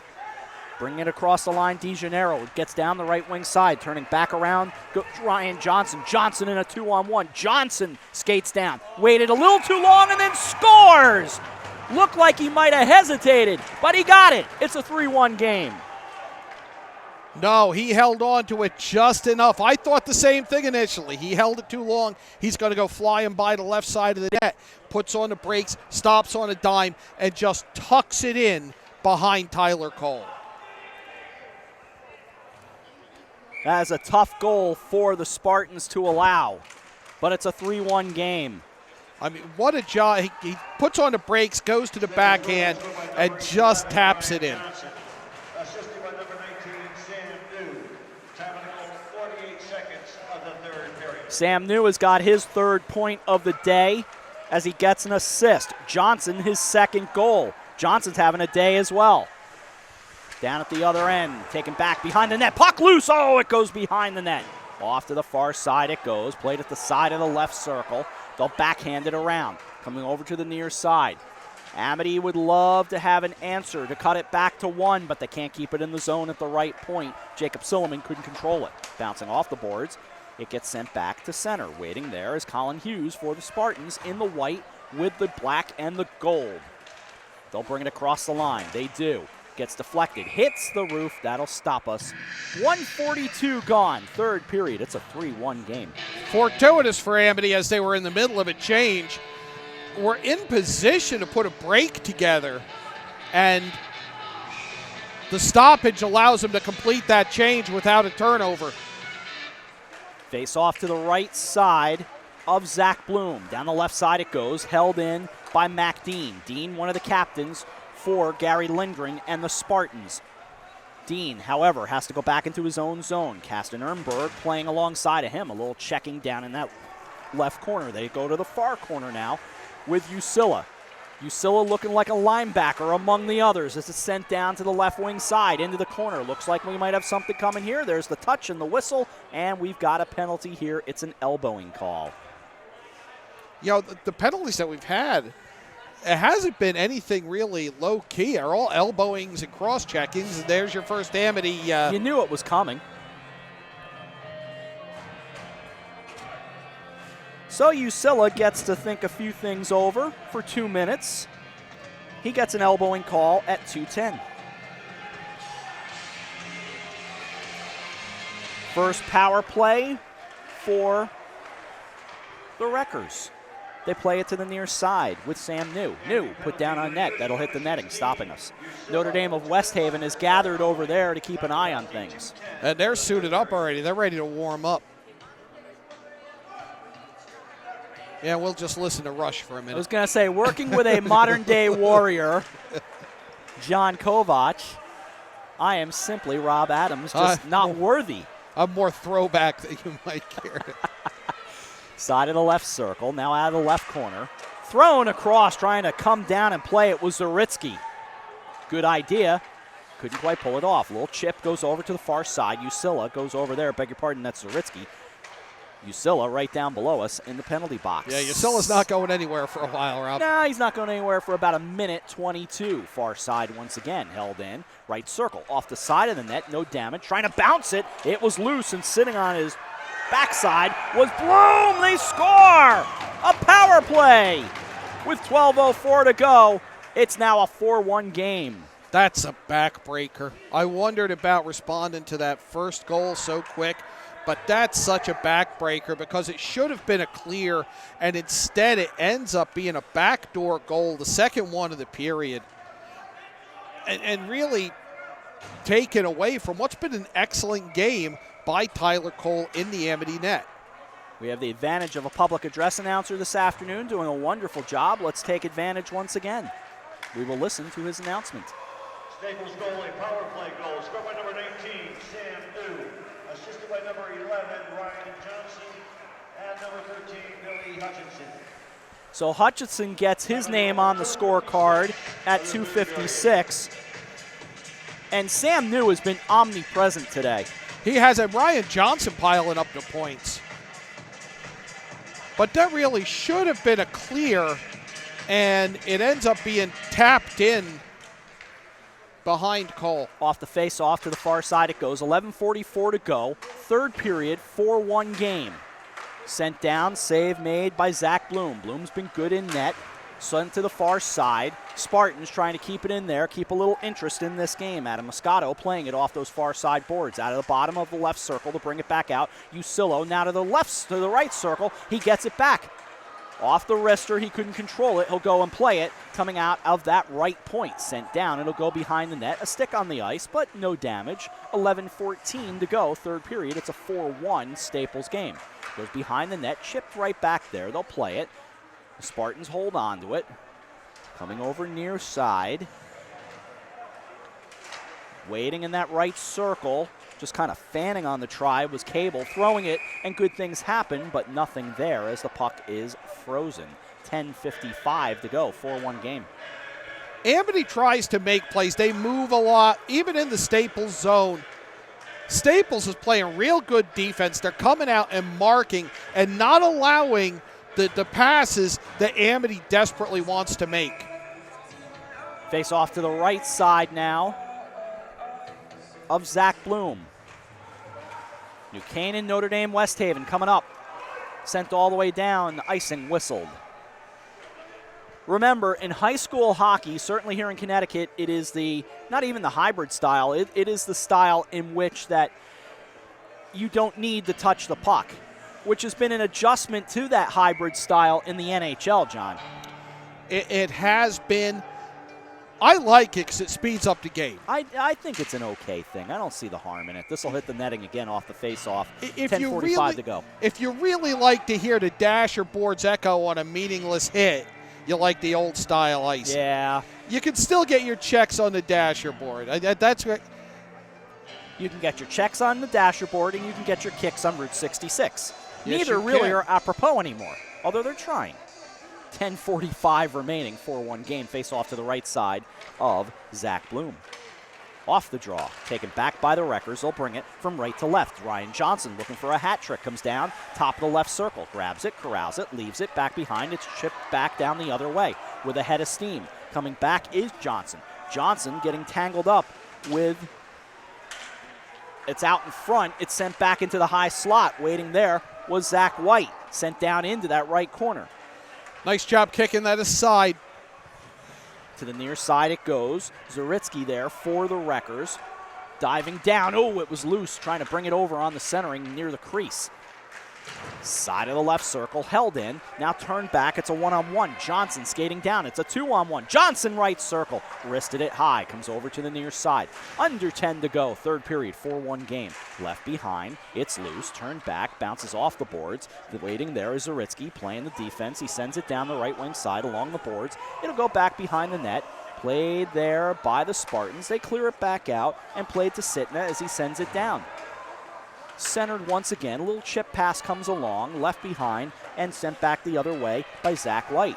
Far side it goes. Waiting over there was Jeremy Cable. He gets across the line, left behind, and it's taken there by DeGennaro. 9:25 to go. In the slot, it was loose. Bounces back to the near side. Coming back come the Wreckers. Skating down goes Ryan Pergay. Sends it far.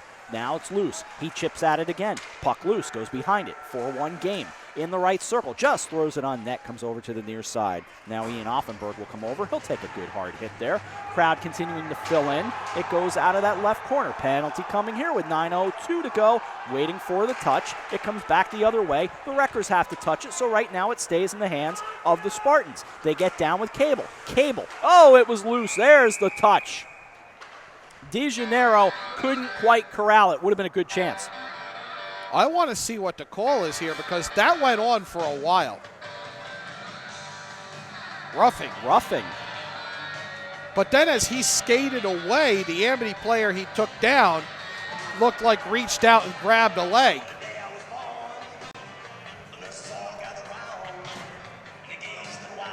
It's Offenberg.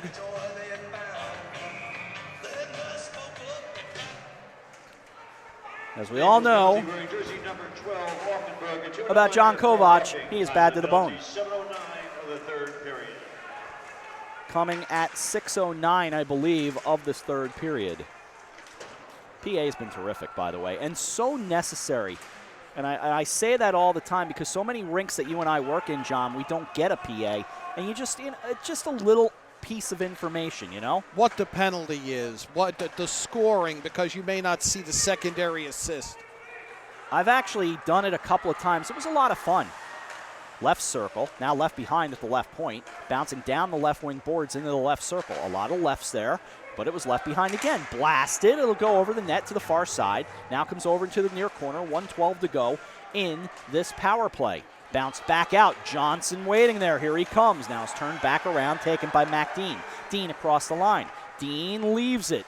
Right circle. Nice shot on net, but Bloom puts it aside. Far side it goes. Bloom has been very comfortable. Chayka takes it back, goes to the far side. He'll leave it behind. Going over to play it now is Silliman. They've got to play a little keep away, so they do. Gets it across the line. 45 to go on the man advantage. Held in by Silliman. The sophomore feeds it. Cable, left circle, thinking backhand, just trying to put it on net. Couple of flares at it, and they will stop it right there. 34 remaining on the power play. 7:24 to go, third period, 4-1. Staples on top.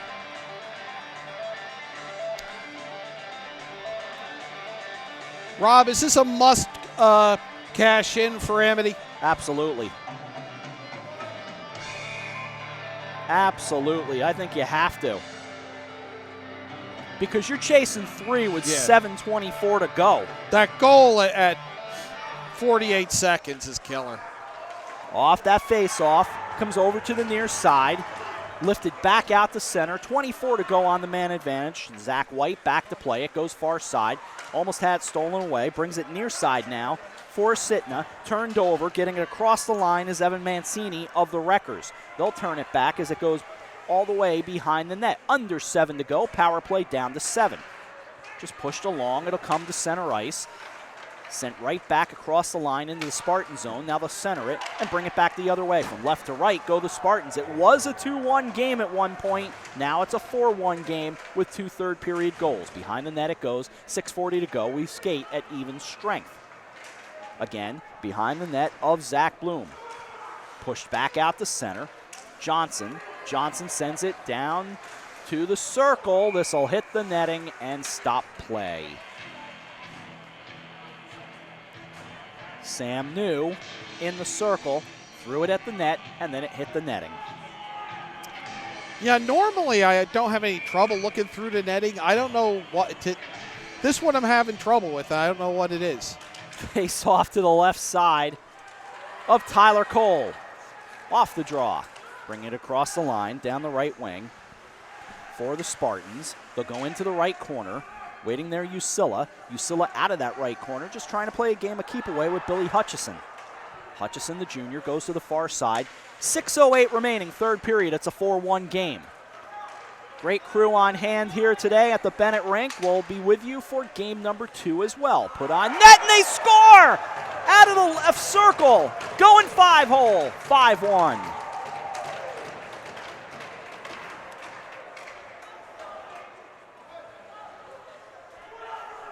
Tyler Cole a little upset with himself on that one with disgust. Shovels the puck back up ice. He played an outstanding game. He did. For the lion's share, just for the first two periods. And then a couple of bad ones early on in this third. The announcement coming. When he speaks, I'll be quiet.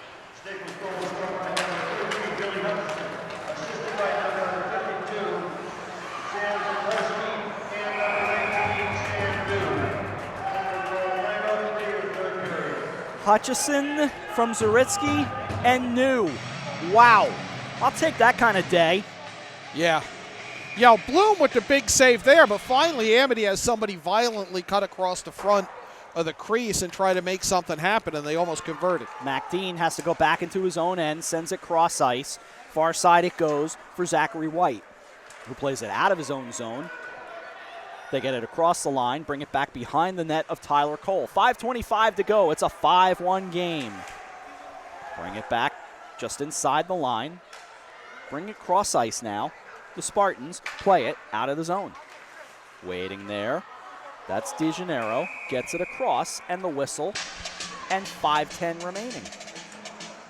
Tried to put it around his own player and put himself off sides. By the way, I saw something that didn't have a chance to mention this. That first game we did, that girls game that we did. And I'll let you pick up. I'll talk at the next break. Off the draw it went. Usilla goes behind the net. Now waiting. Usilla grabs it there. Off to the left corner. Left circle thrown on net. Another save. Couple of tries. Oh, what work. Penalty coming here. Zach Bloom doing it again. What were you going to say, John, before you were so rudely interrupted?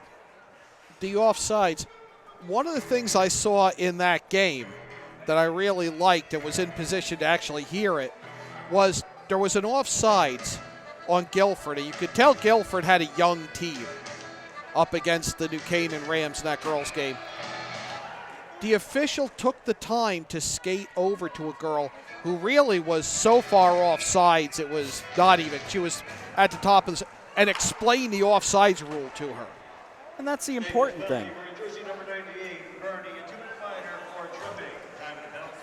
So Barron goes off at 10:09 for a trip and another Spartan power play. They got a lot of work to do. They're down 5-1. Third period, 4.5 remaining. They can't get it out of their own end. Out of the left corner with 4:25 remaining. Can't say enough how nice and warm I feel in these coats. I know. Down the right side it goes. You will get to see us in these because they are just things of beauty. I promise you will. May have to go to the gloves, though. Yeah, I do have some gloves with me if necessary. I think there should be a moratorium, by the way, on playing Start Me Up. It's been done for almost 35 years at sporting events. I think it's time to take a break. Well, I know, is what it is. It's not going to. These are the fun things we talk about in a 5-1 game. Face off to the right side. I want a lot of things, Rob. gonna go behind the net as we come down to 70 seconds remaining on the power play. Near side, Wreckers looking for more. Spartans trying to get out of their own zone and cut it down to 5-2. They'll get it across the line. In the right circle, Colin Hughes couldn't quite keep his skate as it goes back behind the net, goes to the far side. Down to 55 remaining on the man advantage, 3:45 remaining in the third period. 5-1 our score. Side of the left circle, going down, pushed aside, another try there. Pushed along by Jamie Blum. Blum goes over to the left corner, grabs it, takes a check there from Matthew Bidgood. They get tangled. Left point, fed across, right circle, thrown down, bounces around again out of the left corner. Back to that left point one more time. Mac Dean waits there, the senior, the captain. Put down on net, another save made by Bloom. He's been up to it, 22 remaining on the man advantage. Dean again bounces it along the boards, chipped along by Hughes. Goes behind the net, 3:05 remaining third period, 14 to go on the power play. Sent down, chipped on net, and they score. Deflected in. That's what they've needed all night, Rob, is a deflection in front. So that results in a power play goal. It's 5-2 with 3 remaining. And that should be Joseph Scatina on the tally.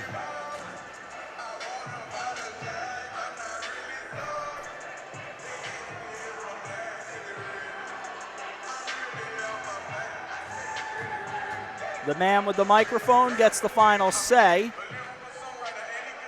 He is looking it all over, checking it twice.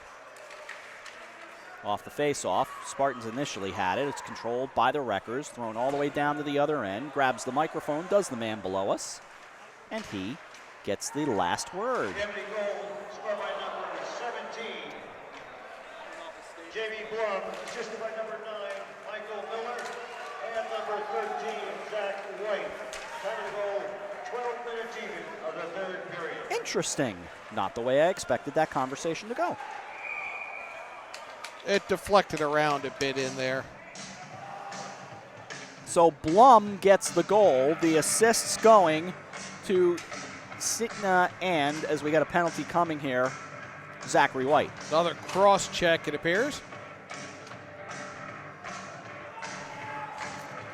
Gives Eric Gendron another opportunity to use the penalty clock.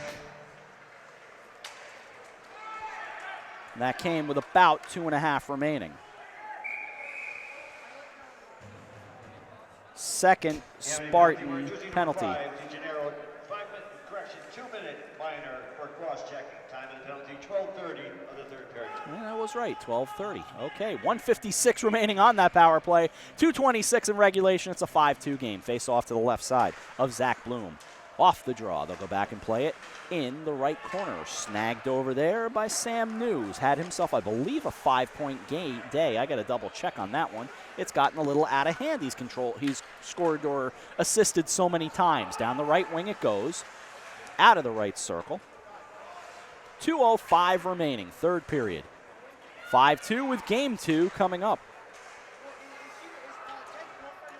New Canaan now suited up, and they're watching the end of this down in their corner. And yes, it is a 5-point day for Sam New.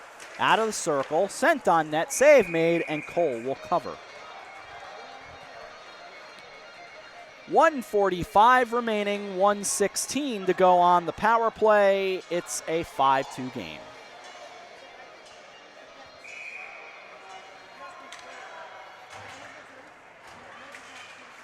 Off the face, off to the near side. Now they'll go behind the net. Just an interesting tweet. A couple of interesting tweets I see here. Thanks to CTHS Hockey, some kind words. Goes behind the net. 55 remaining on the man advantage, 1:23 to go. He does such a great job. Oh, he does a phenomenal job.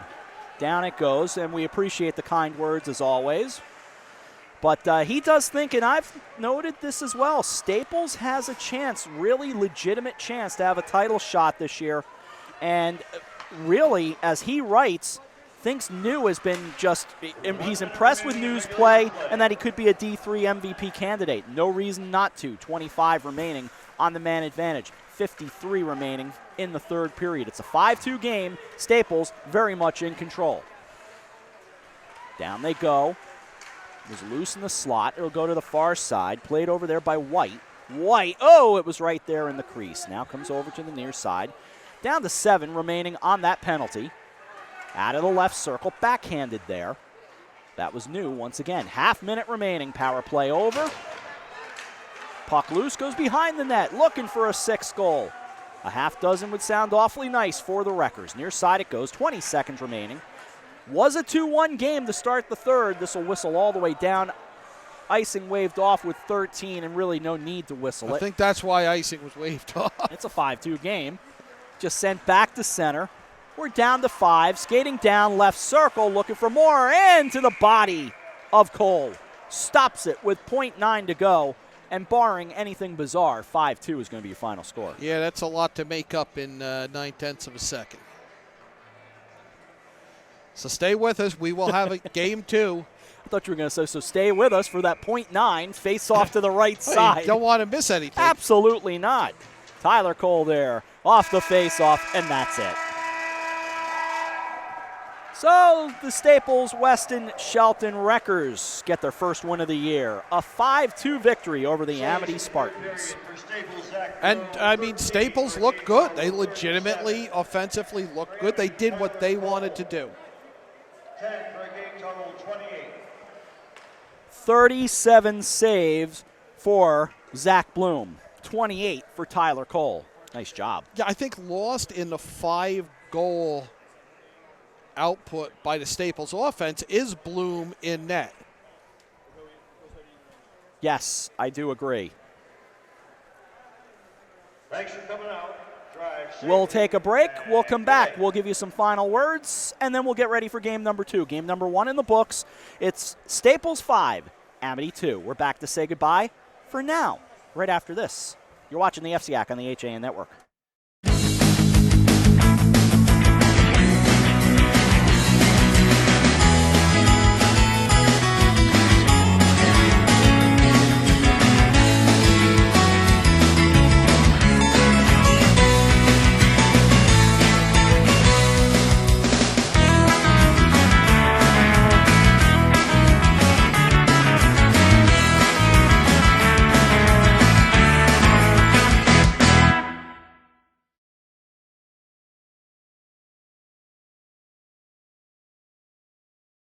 Discover the Wilburton Inn in Manchester, Vermont, a 30-acre historic estate featuring a turn-of-the-century mansion with elegant inn guest rooms and 7 large private vacation homes, perfect for ski vacations and holiday celebrations. Special offer on select rooms and houses. Stay 2 nights, get the 3rd night free through Christmas Day. CNN has called the Wilburton one of the top 8 mansion hotels in America. Call 802-362-2500 or visit wilburtoninn.com for more information.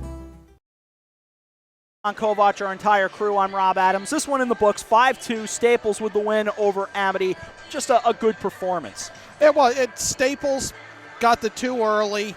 Amity made it interesting briefly, but when Staples came out, tucked in that backdoor goal with 48 seconds gone in the third period, then scored another one on a nifty move later on.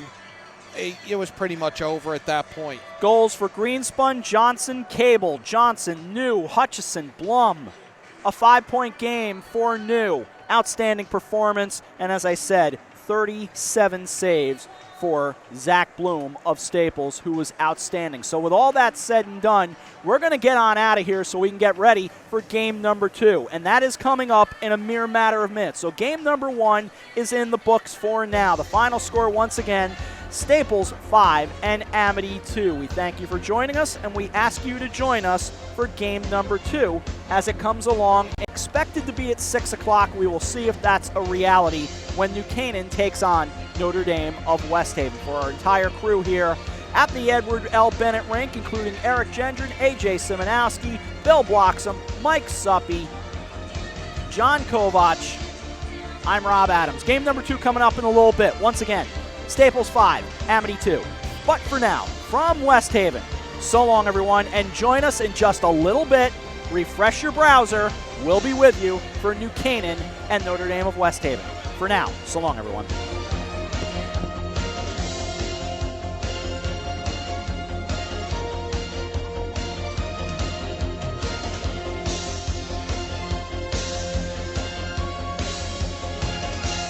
The preceding has been a presentation of the HAN Network, the leader for local news, sports, and entertainment in Fairfield and Westchester counties. This is the HAN Network, the leader for local news, sports, arts, and entertainment in southwestern Connecticut and beyond.